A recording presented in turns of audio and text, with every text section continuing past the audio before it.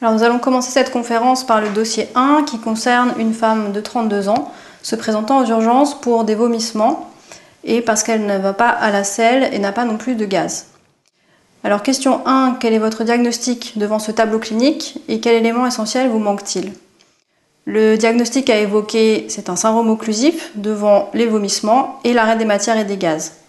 L'élément essentiel qui manque ici, c'est l'existence d'une douleur abdominale. Donc on ne sait pas si cette dame a une douleur abdominale ou pas. Et c'est un élément essentiel parce que ça va déterminer la décision thérapeutique. Question 2, quels sont les deux mécanismes possibles de ce syndrome? Et pour chacun, citer 3 causes à évoquer. Les deux mécanismes possibles sont l'occlusion par strangulation et l'occlusion par obstruction. Des exemples d'occlusion par strangulation sont l'occlusion sur bride, la hernie étranglée et le volvulus du sigmoïde. Donc, quand il s'agit d'une occlusion par strangulation, il y a une ischémie du segment qui est strangulé. L'autre mécanisme, donc l'obstruction, les causes à évoquer sont la tumeur du côlon, le bézoard et l'iléus biliaire. Donc l'iléus biliaire, c'est une obstruction du grêle par une migration d'un calcul originaire de la vésicule biliaire. Il y a un 0 à cette question, c'est l'oubli de la hernie étranglée. Alors pourquoi est-ce que c'est un 0? Parce que tout simplement c'est un élément de l'examen clinique et si on oublie de rechercher ça à l'examen clinique, c'est une faute puisqu'il s'agit d'une urgence chirurgicale. Les deux causes les plus fréquentes parmi toutes ces causes que j'ai citées sont l'occlusion sur bride et la tumeur du côlon. Alors on passe maintenant à la question 3. Vous avez ici un examen d'imagerie qui a été réalisé à l'arrivée de la patiente aux urgences. Il s'agit donc d'un ASP debout de face, abdomen sans préparation. Et donc ce que vous avez ici et ici, ce sont des niveaux hydroaériques qui sont plutôt centraux et plutôt plus larges que hauts, ce qui oriente vers une origine grélique de l'occlusion. Est-il toujours indiqué de faire des ASP aux urgences devant une suspicion de syndrome occlusif? Alors non, l'ASP n'est pas indiqué devant un syndrome occlusif, ça a été dit dans des recommandations de l'HAS qui datent de 2009. Maintenant en pratique, il est souvent réalisé et on est souvent confronté à cet examen qui a été réalisé aux urgences. Le diagnostic de syndrome occlusif est clinique, c'est devant l'arrêt des matières et des gaz et les vomissements. Et le diagnostic étiologique, il est soit clinique dans le cadre de la hernie étranglée qui est une urgence chirurgicale, soit scanographique dans les autres cas, ce qui permet aussi le diagnostic de gravité, mais dans aucun cas l'ASP ne suffit pour faire un diagnostic étiologique. Alors ensuite, question 4, on vous donne le bilan biologique de la patiente et on vous demande quel est le diagnostic à évoquer. Alors le diagnostic à évoquer devant ce syndrome occlusif est un cancer du côlon droit.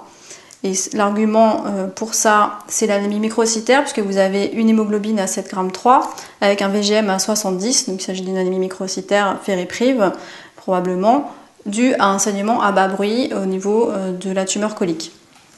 L'autre élément d'orientation, c'est la localisation grélique de l'occlusion, donc en amont de la valvule, qui vous avait été donnée par l'ASP.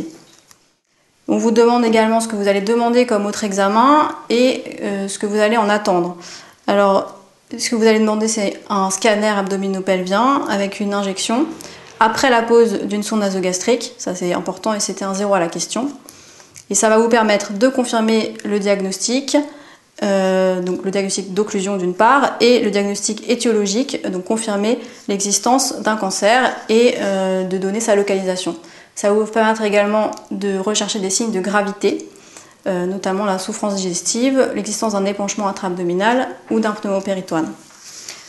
Pourquoi est-ce que l'existence de la sonde nasogastrique était un 0 à la question? Parce que si on ne met pas la sonde nasogastrique avant le scanner, il y a un risque de vomissement et d'inhalation pendant la réalisation du scanner, puisque le patient va être en décubitus dorsal sans la possibilité de se redresser en cas de vomissement. Pourquoi faut-il absolument poser une sonde nasogastrique avant de réaliser le scanner abdominal? Donc ça, c'est à cause du risque d'inhalation en cas de vomissement sur la table du scanner. Alors, on passe ensuite à la question 5. Donc, une question de votre externe, en général, c'est un peu un piège. Alors, est-ce que cette patiente présente un troisième secteur? Qu'est-ce que c'est un troisième secteur? Un troisième secteur, c'est une déplétion du compartiment extracellulaire, puisqu'il y a donc 2 secteurs en principe, c'est une question, un secteur intracellulaire et un secteur extracellulaire. Et lorsqu'il y a une occlusion, il y a un troisième secteur qui se constitue, qui est en intraluminal, qui est constitué par le liquide qui est contenu dans la lumière du tube digestif.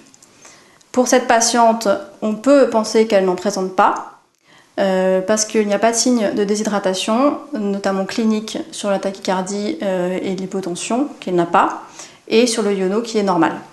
On passe ensuite à la question 6. Le diagnostic d'occlusion sur un cancer est confirmé. On trouve un cancer au niveau du cécom. Donc, que faites-vous? Donc, il faut hospitaliser la patiente, bien évidemment. Il faut des mesures de réhydratation et de réanimation hydroélectrolytique. Il faut bien sûr poser une sonde nasogastrique, ça c'est ce qu'on l'avait déjà dit avant le scanner. Il faut mettre des antalgiques. Il faut prévoir une consultation d'anesthésie et un bilan préopératoire, puisqu'il faut opérer cette dame. Donc il s'agit d'une urgence chirurgicale. On va faire une laparotomie exploratrice avec une exploration à la recherche de métastases, de carcinose. Et on va faire donc une colectomie droite avec un curage ganglionnaire. Et il faut respecter les marges carcinologiques. On va réaliser une anastomose iléocolique dans le même temps, sauf en cas de perforation, donc de péritonite, ou s'il y a une souffrance digestive majeure, auquel cas on sera amené à réaliser une stomie, mais ça c'est assez rare dans le cadre d'un cancer du côlon droit. Il faut réaliser une antibrophylaxie périopératoire et il faut prévoir de faire une prévention thromboembolique, donc par du Lovenox préventif. Et donc ça c'était un 0 à la question, si vous oubliez la prophylaxie thromboembolique. Faut-il poser une sonde nasogastrique même en l'absence de vomissements incoercibles? Et si oui, dans quel but? Alors oui, il faut toujours poser une sonde nasogastrique en cas d'occlusion. Donc d'une part à cause du risque d'inhalation, comme je vous l'ai dit tout à l'heure, mais aussi parce que la sonde nasogastrique fait partie du traitement de l'occlusion, parce qu'en levant la pression intraluminale en amont de l'obstacle, elle participe à la reprise du transit. Nous passons à la question 7. Donc, que vous évoque l'âge, donc sous-entendu jeune, de la patiente dans ce contexte? Donc, il faut évoquer dans ce contexte un syndrome de prédisposition génétique au cancer colorectal. Et les deux principales causes de prédisposition génétique sont la polypose adénomateuse familiale et le syndrome de Lynch.